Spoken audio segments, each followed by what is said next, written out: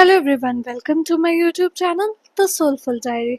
आज के वीडियो में हम कैंटरबरी टेल्स की लाइन 692 से 783 तक डिस्कस करेंगे। पहले के सारे वीडियोस के लिंक डिस्क्रिप्शन में है। चलिए आज की वीडियो स्टार्ट करते हैं। Line 692 to 714.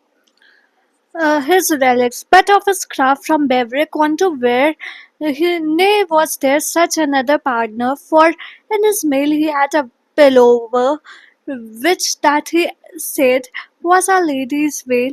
He said he had a goblet of the sail that Saint Peter had when that he went upon the sea till Jesus Christ him where hand he had a cross of Latin full of stones, and in a glass he had piggy's bone. His skill in reading, preaching, and extracting money from people. But with these relics, when that he had found a poor parson dwelling upon land, one day he got him more money than that the parson got in a month's way. And thus with faint flattery and japes he made the parson and the people his apes. But truly to tell, and at the last he was in church a noble ecclesiast. What well could he read a lesson and a story, but at the best he sang an offertory, for well he wist when that song was sung he must preach and well affile his tongue to win silver as he full well could. Therefore he sang them merrily and loud. This is the end of the portraits of the pilgrim. But as regards his occupation, that there was no such another partner from Berwick to Ware, that is from one end of England to the other, for in his bag he had a pillowcase which he claimed was Virgin Mary's veil. He also claimed that he had a small piece of sail which Saint Peter had he when he walked on the surface of the sea and was rescued by Jesus Christ. He had a cross made of brass and studded with gems, and in a glass he carried a pig's bones, which he claimed to be the remain of a saint. Carrying these relics wherever he found a poor person living in the countryside, he made more money in one day than the person got in 2 months, and in this way, with pretended sincerity and by means of trickery, he fooled the person and the person's flock. But to tell the truth, on the whole, he was within the precincts of a church, a noble churchman. He knew how to read a passage from the Bible or the life story of a saint, but best of all, he sang an anthem at the time of the ceremonial offering of the bread and the wine and at the church altar, for he knew well when exactly that anthem was sung. He well knew how he must preach and speak in a biting tone in order to obtain money from the congregation. Therefore, he sang in a very loud and merry voice. 715 to 783.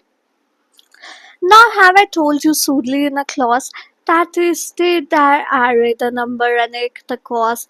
Why that assembled was this company in Southwark at this gentle hostelry, that high the tabard faced by the bell.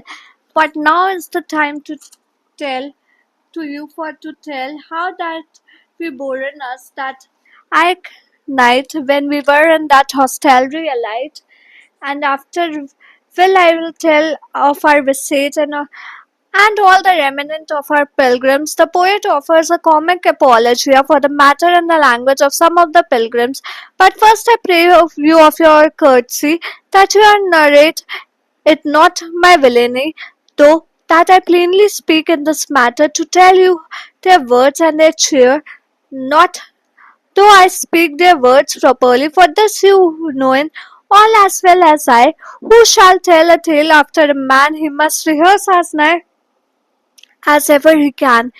If ever each a word, if it be in his charge, all speak he never so rudely and large, or else must he tell his tale untrue, or feign things or fit in words new. He may not spare although he were his brother, he may as well say one word as another. Christ spoke himself full broad and holy writ, and well you wot not villainy is it. Ec Plato saith, whose can him read? The words must be cousin to the deed. Also, I pray you to forgive in me. All have I not set folk in their degree here in this tale, as that they should stand my wit is short, you may well understand. After serving dinner, Harry Bailey, the fictional host or owner of the Tabard Inn, originates the idea for his tales. Great cheer made our host as everyone, and to the supper set he us anon. He served us with the victuals at the best. Strong was the wine, and well to drink us less. The seemingly man or host was withal, for to be marshal in a hall a large man he was, with end steep, a fairer Burgess was there, none in shape, bold of his speech, and wise and well thought, and of manhood him lacked right not. Eke thereto he was right a merry man, and after supper plain he began and spoke of mirth amongst other things. When that we had made our reckonings and said thus, now lordings truly, you be to me right welcome heartily, for by my troth, if that I shall not lie, I saw not this year so merry a company at once in this harbour as in now. Fain would I do you mirth, wist I how, and of a mirth I am right now bethought, to do you ease, and if shall cost not, you go to Canterbury, God, you speed the blissful martyr, quite you and meet, and well I wot, as you go by the way, you shapen your off to talent and to play, for truly comfort nor mirth is none, to riden by the way, dumb as a stone, and therefore would I make your sport, as I said, rare, erst, and do you some comfort, and if you like it all by one assent, for to stand in at my judgment, and for to work in as I shall you say, tomorrow when you ride by the way, nor by my father's soul that is dead, but you be merry, I will give you my head. Hold up your hand without more speech. Our counsel was not long. Now I have told you in short and briefly the status, the clothes, and the number of pilgrims, and also reason why they had assembled there in Southwark at the fine inn called the Tabard, situated very close to the tavern known as the Bell. But now it is time for me to tell you what we did that very night when we arrived at that inn, and afterwards I will give you an account of our journey and what happened during the rest of our pilgrimage. But first, I beg you to be so generous as not to consider me an ill bred fellow. If I speak candidly in the course of this narration and tell you what the pilgrims said and how they behaved, even though I may reproduce their exact words, for this you know as well as I do, whenever whoever tells another man's story must repeat as exactly as he can every word if his memory serves him, however crude and loose the language employed by him, because otherwise the narration will not be giving a faithful account of the happenings, or he will invent things or use different words in place of those which had actually been employed. The narrator should spare no one, not even his brothers. He is under an obligation to reproduce all the words as they were spoken. Christ himself did not mince words, but spoke candidly in the gospel, and you know well that Christ's words are not immortal. Plato also says, for the benefits of those who are able to read him, that words should express our wishes and thoughts, and that for this purpose, coarse language may have to be used. And also, I entreat you to forgive me my narration. I have not arranged the pilgrims according to their ranks as they should have been arranged. The reason for this lapse of on my part is that my mind is weak, as you can well understand. Our host gave each one a warm welcome and allotted seats to us, and ordered that we should have our supper without any delay.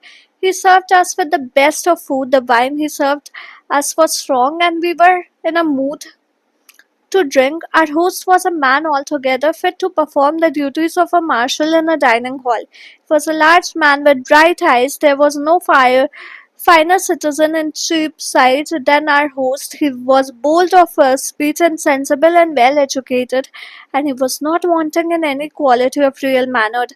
In addition to all this, he had a jovial temper, and after supper he began to indulge in jokes and he talked, among other subjects, of the pleasures of life. After we had settled our bills, he spoke to us in the following manner. Now, gentlemen, I say truly that you are heartily welcome here. For I swear that if I am to speak the truth, I have not seen this year such a merry company assembled in the sun at any one time as you on this occasion. I would like to provide entertainment for you if I knew how, and a pastime has just occurred to me to entertain you, which will cost nothing. You set out for Canterbury and may God help you on your journey. May the blessed martyr St. Thomas reward you for your pains, and I know it well that as you go along you plan to tell stories in order to amuse yourselves, for indeed there is no comfort or pleasure in riding along silently as if you were stones, and therefore I shall create a diversion, as I said before, and provide some comfort, and if you all agree by common consent to abide by my judgment and to proceed in accordance with my proposal tomorrow when you set out on your journey. I swear by my dead father's soul that you will really feel merry. If you do not feel merry, you may strike my head off. So hold up your hands in token of your consent and talk no more. Thank you. I hope आज की video आपको पसंद है। कैसी लगी हमें comment करके बताओ, और हमें और अगर कोई डाउट्स या सजेशंस है तो वो भी आप कमेंट सेक्शन में ड्रॉप कर सकते हैं। अगर आज की वीडियो अच्छी लगी तो like share and subscribe to my channel. मिलते हैं कल एक और इन्फॉर्मेटिव वीडियो के साथ शाम 4 बजे। Till then keep watching and keep supporting the soulful diary. Thank you.